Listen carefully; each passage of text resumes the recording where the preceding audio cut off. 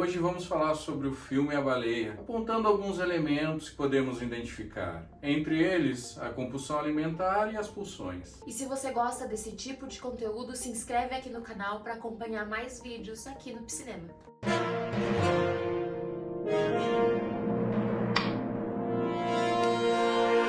Charlie é um professor de redação e ele luta contra o tempo para reatar laços com a sua filha. Ele tem obesidade mórbida e, devido ao seu estado de saúde, ele pode falecer a qualquer momento. O nome do filme ele já nos deixa um pouco desconfortáveis e o diretor parece que ele brinca com isso. A gente vai ver mais logo adiante a referência que ele faz com Moby Dick, que é um clássico da literatura. A fotografia do filme, o cenário, também nos lembra um barco. Causa uma sensação de estarmos em um barco em alto mar. No início do filme, nós conhecemos o jovem Thomas. Ele é um devoto que entra na casa de Charlie e Charlie começa então a ter um ataque, uma crise, um ataque e pede para que Thomas leia um texto.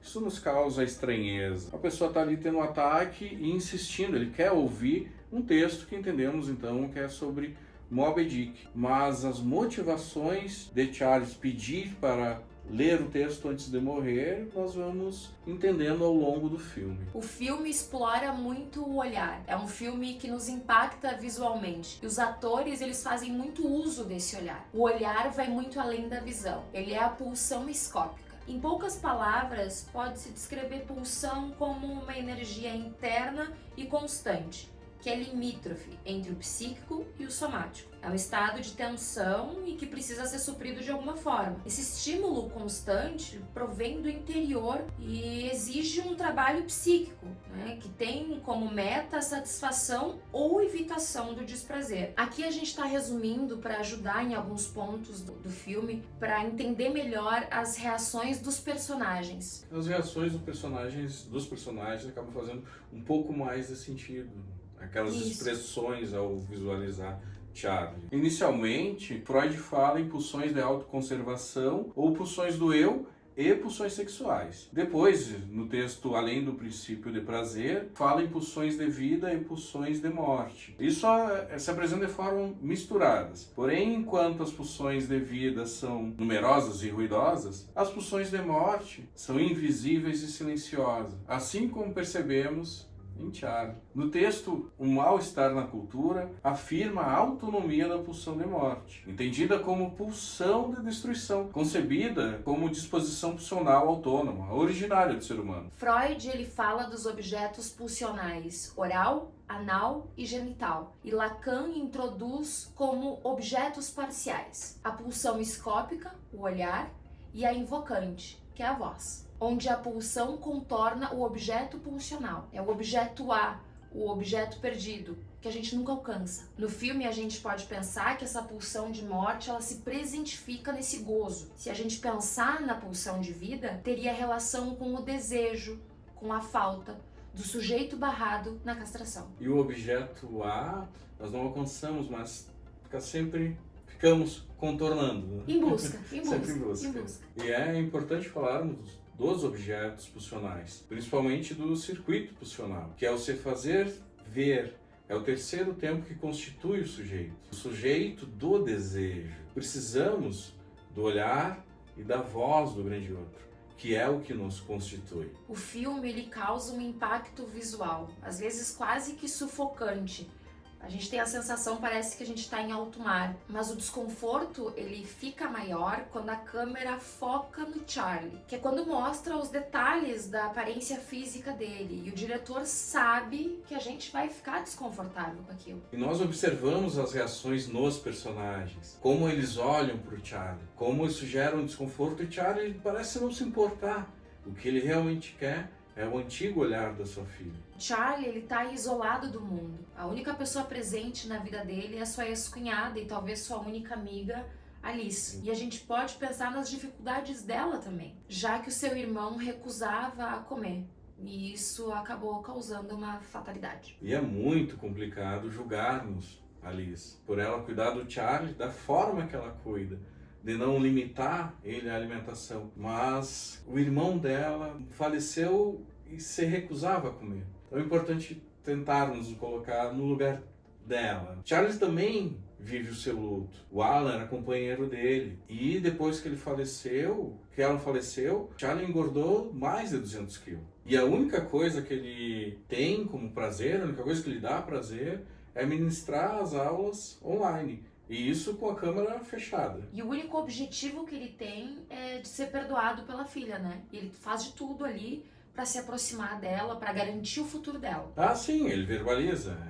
Que ele quer fazer pelo menos uma coisa boa na vida. Quando Charlie rompe o casamento e vai viver com Alan, ele acaba se afastando muito da filha. E agora que ela é adolescente, ele tenta uma reaproximação com ela. Ele quer garantir o futuro dela. E financeiramente ele já fez isso, o filme mostra. Mas agora ele tenta se aproximar dela de uma forma emocional. Ele quer ser perdoado por ela, por todo o tempo ausente que ele ficou. Mas a Ellie não demonstra muito interesse nisso. A não ser o financeiro, porque a dinâmica entre os dois começa por essa via. Charlie parece identificar e oferece todo o dinheiro da conta, todo o dinheiro que ele tem na conta dele, para ela, desde que ela permita com que ele ajude ela a fazer a redação. E o interessante, o impactante é a forma que Ellie olha para ele. Ela destila muito ódio, ela ofende muito ele. E Charlie parece aceitar. Ele não revida, ele simplesmente continua tentando se reconectar. E isso causa estranheza em quem está olhando. Bom, ela está toda hora ferindo ele. E ele não revida. Não revida, ele parece estar tranquilo. Então isso, em primeiro momento, pode parecer realmente exagerado. Mas tem pontos importantes que precisamos olhar um pouco mais. Até porque a gente está vendo o filme sob a perspectiva do Charlie. Então, obviamente, fica mais fácil a gente se conectar com ele, né? Com a experiência dele, com a visão dele de tudo isso. E, obviamente, ficar incomodado, né? Com o comportamento dela, com o comportamento da filha. Mas a gente não pode esquecer do sofrimento que ela passou. Né? A perspectiva dela, o olhar dela. Esse outro lado. Esse outro lado, exatamente. E falamos anteriormente em pulsão. E Freud nos revela que a única que tem como destino a transformação em seu contrário é o amor. E talvez se a gente levar em consideração todas essas questões, a gente começa a perceber que o comportamento de Ellie não é tão exagerado assim. E no texto sobre o narcisismo, Freud vai considerar o amor como 3 opostos. É o amar, odiar, o amar, ser amado, e o amor e a indiferença ou desinteresse. Lacan acrescenta que essas 3 formas são formas de amor narcisista, que remete ao circuito pulsional, onde o sujeito, ele mesmo, admite, aceita uma forma de pulsão de vida, que é o se fazer ver. E nesse se fazer ver, tanto no início quanto no final do filme, a Ellie, ela tem uma redação, né, que ela faz com o tema do Moby Dick para o pai. E o pai é professor de redação. E é nessa redação que a gente consegue ver os verdadeiros sentimentos, o verdadeiro afeto. É aí que tá o verdadeiro inconsciente, o verdadeiro sujeito do inconsciente, né? Quando ele relê, eu acho, né, essa redação, porque ele fica com essa redação o tempo inteiro, mas ela, né? Mas quando ela lê, aquilo vai pro real, né?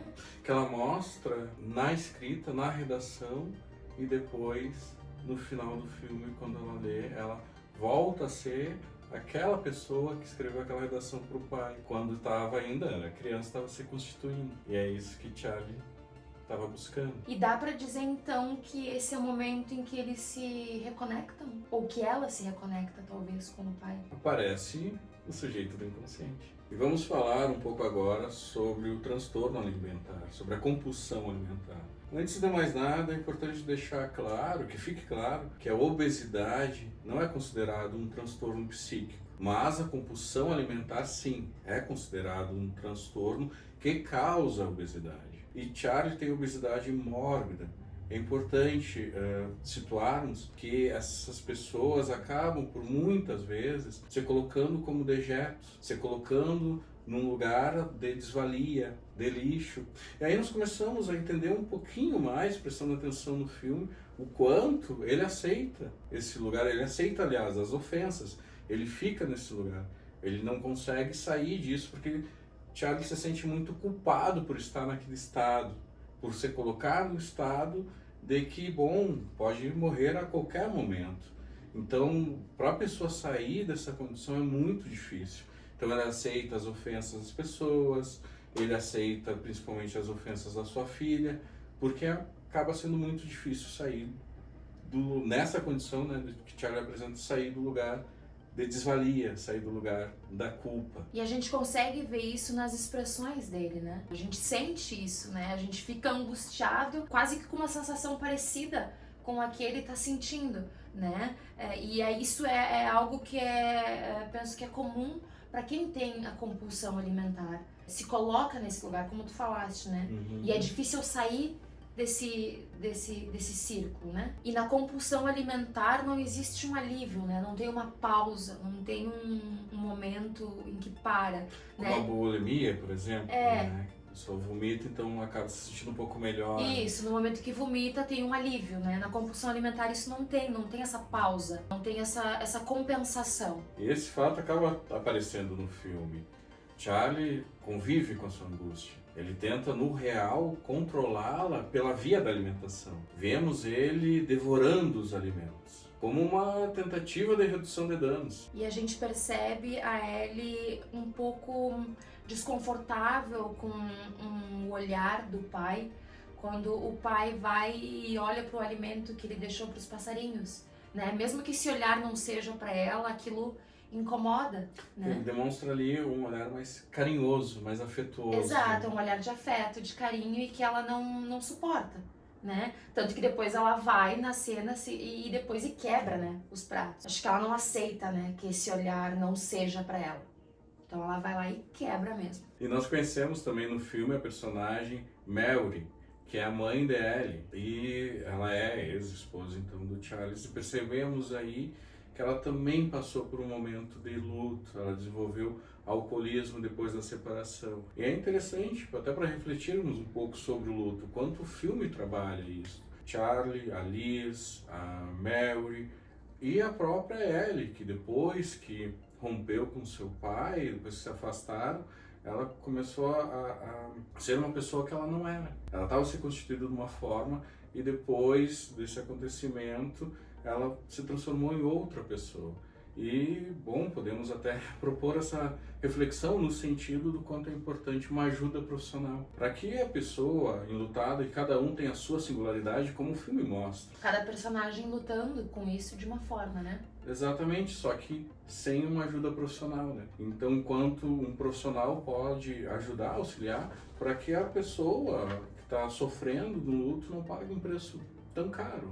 Elabore melhor, né? Na última cena que mostra os alunos, Charlie abre a câmera e mostra a eles o seu corpo. Ali a gente vê as expressões, cada um reage de uma forma, possivelmente assim como a gente, quando a gente está assistindo o filme. E por fim, a gente tem a cena da despedida. Primeiro com a Liz, que tem consciência de que Charlie tá morrendo e se despede dele com muito carinho, e que mesmo sem esperança, vai buscar por ajuda. Em seguida, a gente vê a redenção. A fotografia do filme muda, vemos Sol pela única vez. Ellie vai cobrar Charlie, pois ela reprovou. Ele não fez a redação para ela. Charlie pede para ela ler a redação que ele entregou. E é nesse momento que entendemos a cena inicial. Thomas leu a redação que ela escreveu quando era mais nova, sobre Moby Dick. Entendemos que era a última coisa que Charlie gostaria de ouvir. E ele faz esse pedido para Ellie, que pela primeira vez o chama de pai. Inclusive é uma cena bem emocionante. A transformação e seu contrário. E a gente vê isso no filme. Todo o afeto que parecia não existir emerge, vem à tona. Aquele ditado que amor e ódio, então, é duas faces da mesma moeda. Bom, segundo Freud, é verdadeiro. E finalmente vemos então a mudança no olhar da Ellie. O olhar que Charlie tanto buscou. E ele atende o pedido inicial dela. Ele levanta e caminha em direção a ela, enquanto ela lê a sua sincera redação. E é ali que a gente vai pra cena mais bonita da vida do Charlie, que é quando eles estão juntos na praia. E a gente percebe a leveza, parece que ele tá flutuando, né? Que é como se então ele estivesse morrendo em paz. Lembramos dessas cenas finais do filme porque elas são emocionantes, elas são impactantes. Se você se permitiu se envolver com o filme, certamente foi afetado. E você, gostou do filme? Vamos falar mais sobre ele aqui nos comentários. Então dá um like no vídeo, se inscreve aqui no canal para receber as notificações e até o próximo vídeo.